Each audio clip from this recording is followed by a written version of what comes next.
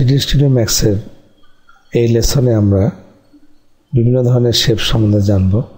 আমাদের এই কমান্ড প্যানেলে জিওমেট্রির পাশের বাটনটি হচ্ছে শেপস বাটনে ক্লিক করলে আমরা এখানে যে অবজেক্ট টাইপগুলো পাবো তার মধ্যে রয়েছে line, circle, arc, ngon, text, section, etcetera, rectangle, ellipse.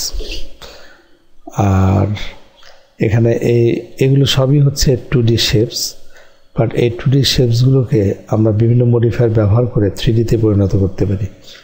তো প্রথমে আসে লাইনের ব্যবহার।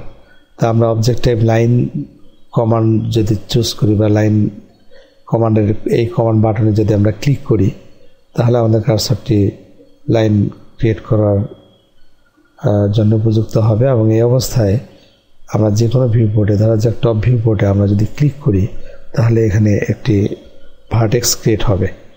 এবার পুনরায় আরেকটি ক্লিক করে যদি আমরা ড্র্যাগ করি তাহলে আমরা এরকম একটি কার্ভ লাইন পাবো। পুনরায় আমরা ক্লিক করলে আরেকটি ভার্টেক্স ক্রিয়েট হবে এবং এবার যদি আমরা স্ট্রেট নিচে চলে আসি আমরা একটি স্ট্রেট লাইন পাবো এবং এখানে কোনো কার্ভ হচ্ছে না। আবার যদি আমরা ক্লিক করে ড্র্যাগ করি আমাদের মাউস অর্থাৎ লেফট বাটন প্রেসড অবস্থায় এটিকে যদি আমরা টেনে নিয়ে যাই তাহলে পরে এখানে এরকম একটি স্মুথ শেপ তৈরি হবে লাইনে। এবং পুনরায় শুধু যদি ক্লিক করা হয় তাহলে এখানে একটি কর্নার টাইপের ভার্টেক্স ক্রিয়েট হবে এবং এভাবে আমরা একটা লাইন তৈরি করতে পারি।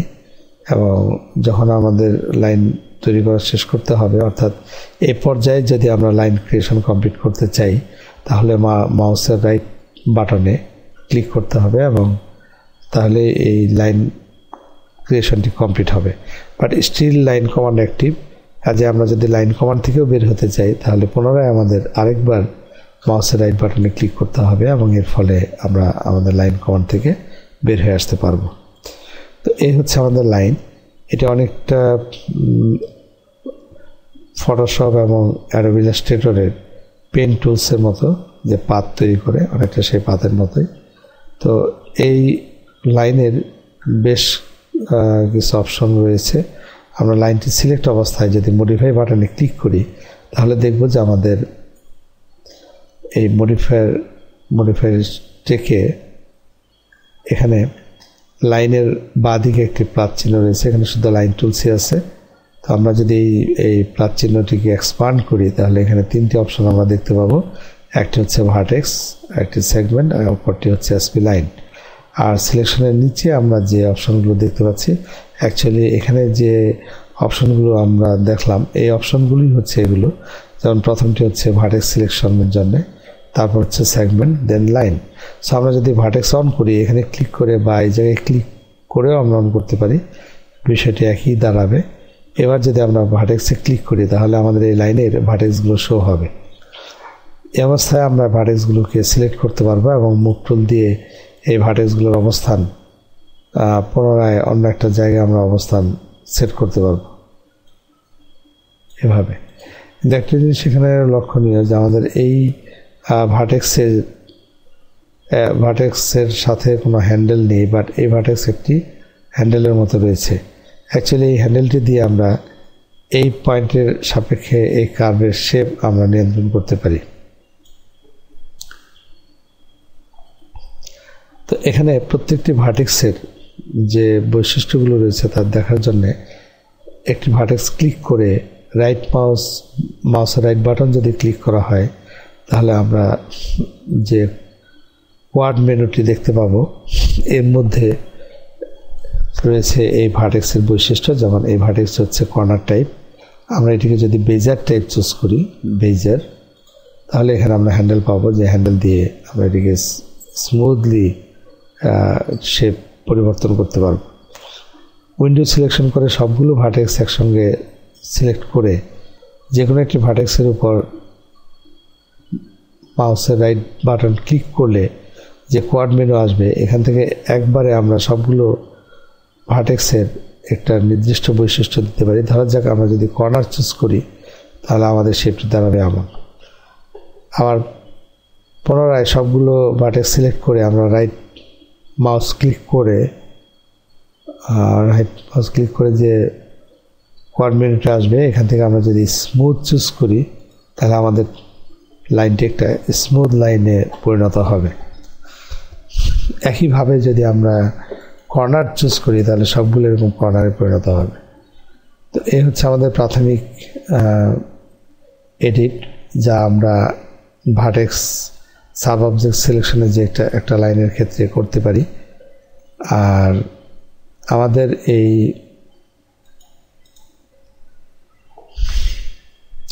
লাইনের যে ভার্টেক্সগুলো আছে এই ভার্টেক্সের মধ্যে আমরা যদি খুব ভালোভাবে খেয়াল করি দেখব যে ভার্টেক্সগুলো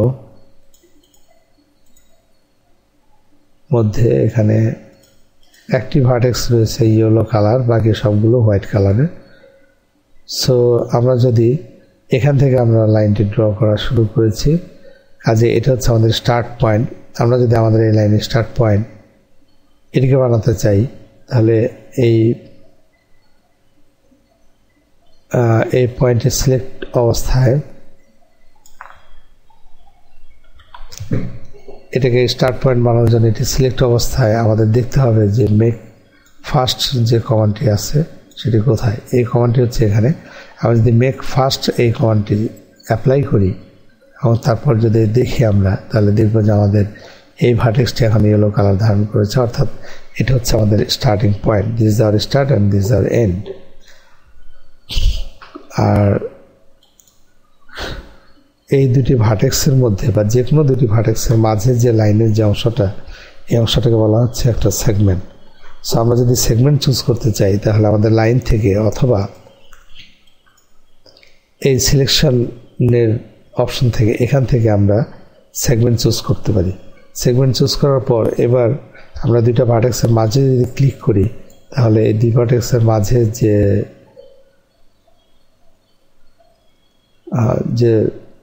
সেগমেন্টটি রয়েছে এটিকে আমরা এখন বিভিন্নভাবে এডিটও করতে পারবো। যেমন আমরা চাইলে এই সেগমেন্টটিকে ডিলিট করে দিতে পারি, কন্ট্রোল জেড দিয়ে আনডু করলাম। তারপর এই সেগমেন্টটিকে ব্রেক করা যাবে। এখানে যে সমস্ত কমান্ডগুলো আছে এই কমান্ডগুলো এর মধ্যে অ্যাপ্লিকেবল হবে।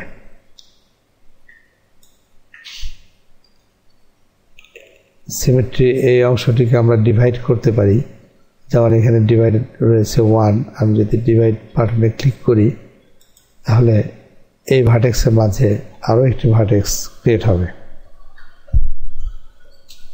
আবার যদি আমরা স্প্লাইন সিলেকশন করি, স্প্লাইন সিলেক্ট করলে আমাদের এই টোটাল লাইনটাকেই ক্লিক করে এটা রেড কালার হবে এবং পুরো লাইনটি আমরা সিলেক্ট করতে পারবো। এই অবস্থায় আমাদের এই লাইনের যদি একটি আউটলাইন ক্রিয়েট করতে হয় তাহলে লাইনটি সিলেক্ট করে আউটলাইনে একটি নির্দিষ্ট ভ্যালু যদি আমরা অ্যাপ্লাই করি, ধরা যাক 3, তাহলে আমরা দেখব যে আমাদের এই লাইনের চারপাশে আরও একটি লাইন ক্রিয়েট হয়েছে।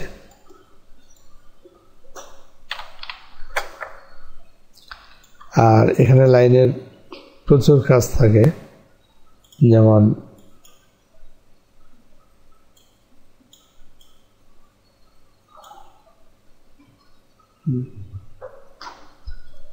ভার্টেক্স